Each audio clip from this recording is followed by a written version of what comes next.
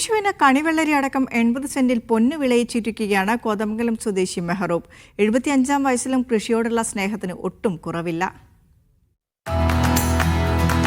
ഈ വിഷുക്കാലത്ത് മെഹറൂബിന്റെ മണ്ണിലും മനസ്സിലും ഒരുപോലെ നൂറുമേനി. തണ്ണിമത്തൻ, ചീര തുടങ്ങി പച്ചക്കറികൾ വിളഞ്ഞു നിൽക്കുകയാണ് ഈ കോതമംഗലം വാരപ്പെട്ടി സ്വദേശിയുടെ കൃഷിഭൂമിയിൽ.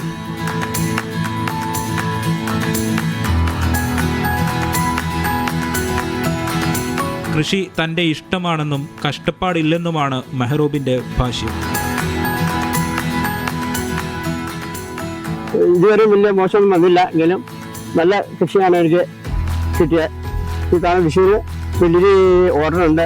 എല്ലാ ഓർഡറും തീർന്ന് ഇനിയിപ്പോൾ മൂന്നാമത്തെ പഴച്ചിലാണ്. ഇപ്പോൾ മൂന്നാമത്തെ പഴച്ചിൽ കഴിഞ്ഞ് ഇതിന് ഓർഡറുണ്ട്.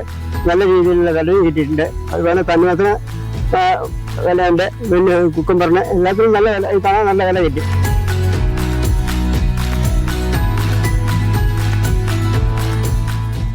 മീഡിയ 1 കൊച്ചി.